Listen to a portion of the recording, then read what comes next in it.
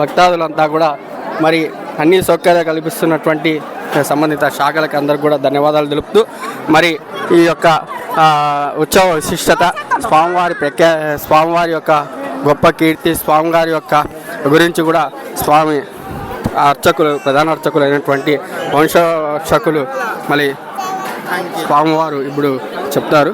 స్వామి నమస్తే.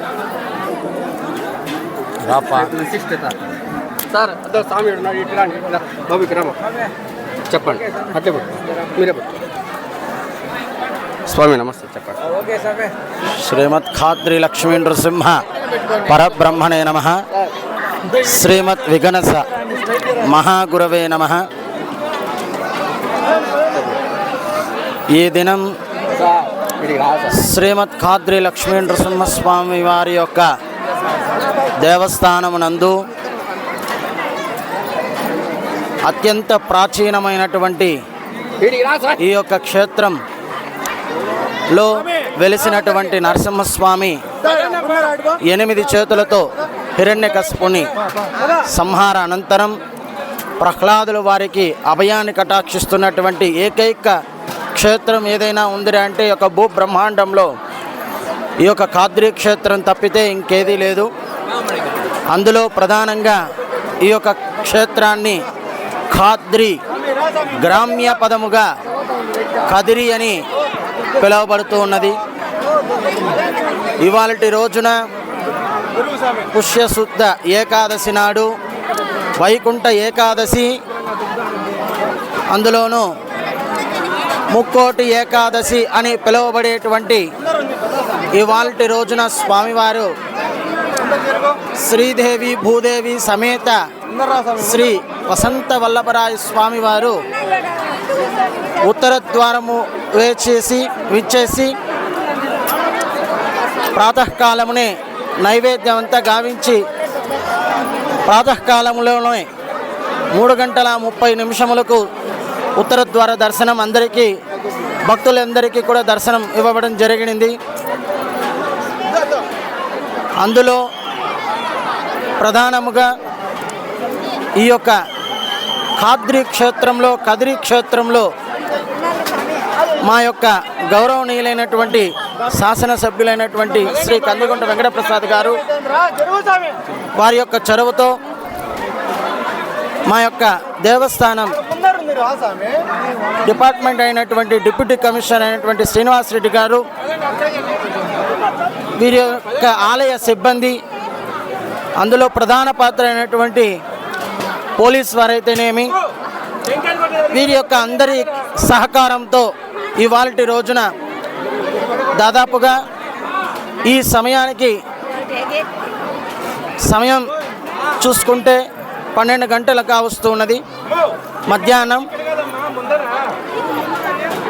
ఈ సమయానికి దాదాపుగా ఒక 45,000 నుంచి 50,000 వరకు భక్తాదులు విచ్చేస్తున్నారు. అలాగే సంధ్యా సమయంలో స్వామివారు 5:30 స్వామివారి యొక్క ఉత్తర ద్వారం మోయబడుతుంది కాబట్టి ఆ సమయానికి దాదాపుగా 1,20,000 మంది పైగా వచ్చి స్వామివారి దర్శనం చేసుకునేటువంటి సౌలభ్యం కలిగించినారు. ఇట్లాంటి క్షేత్రంలో జగద్దాయమానంగా పుష్ప అలంకరణ, పండ్లతో చేసినటువంటి అలంకరణ, ఇదంతా కూడా చొరవ మా యొక్క గౌరవనీయులైనటువంటి శాసనసభ్యులైనటువంటి కందిగుంట వెంకటప్రసాద్ గారి యొక్క ఆధీనంలో ఇదంతా కూడా అత్యంత వైభవపేతంగా జరపబడుతున్నది. అదేవిధంగా ఇక్కడికి వచ్చినటువంటి భక్తాదులకి ఎటువంటి అసౌకర్యం కలగకుండా నీటి సౌకర్యం అయితేనేమి, అదేవిధముగా విచ్చేసినటువంటి భక్తాదుల అందరికీ కూడా విశేషమైనటువంటి అన్నప్రసాదం అయితేనేమి, విశేషముగా ఈసారి 50,000 లడ్డూలు ప్రతి ఒక్క భక్తుడికి అందచేయాలని చెప్పి మా యొక్క కోరడము, ప్రతి ఒక్క భక్తుడికి కూడా అందజేయడం జరిగినది. అందరూ కూడా వైకుంఠ ద్వారంలో విచ్చేసినటువంటి భక్తాదులందరికీ కూడా ఇప్పుడు రాబోయేటువంటి భక్తాదులందరికీ కూడా ఈ యొక్క న్యూస్ ఛానల్ ద్వారా తెలియజేయడం ఏమనగా,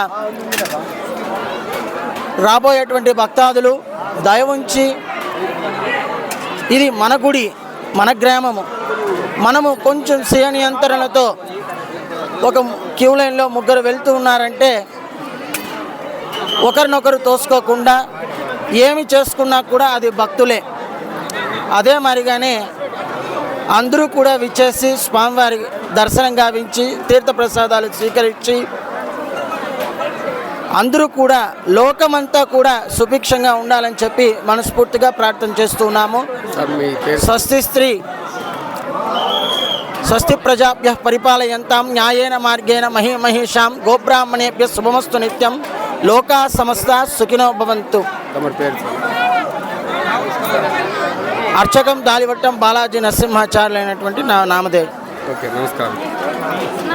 మరి స్వామివారు చెప్పినటువంటిది అంతా కూడా చాలా గొప్పగా, మరి స్వామివారి యొక్క సేవకి అందరూ కూడా పాత్రలు కాగలని, మరి స్వామివారి యొక్క తీర్థ ప్రసాదాలు అందరూ కూడా తీసుకొని సురక్షితమైనటువంటి ప్రయాణము, సురక్షితమైనటువంటి ఆహ్లాదకరమైనటువంటి ఆరోగ్యకరమైనటువంటి ఆలోచన విధానంతో స్వామివారిని దర్శించుకొని మరి మీ గమ్యస్థలానికి చేరాలని మా యూనిట్ తరఫున కోరుకుంటూ, మరీ ముఖ్యంగా టూ వీలర్లో కావచ్చు, కార్లలో కావచ్చు, బస్సుల్లో కావచ్చు, ఇతర వాహనాల్లో కావచ్చు వచ్చినటువంటి యాత్రికులంతా కూడా మీరు వచ్చినటువంటిది గమ్యము స్వామివారిని దర్శించుకోవడం, మీరు వచ్చినటువంటి గమ్యము స్వామివారి యొక్క తీర్థప్రసాదాలు మన ఊరికి, మన స్నేహితులు, మన కుటుంబ సభ్యులకు అందివ్వడం. కనుక ఎక్కడా కూడా అతివేగం అవసరం లేదు.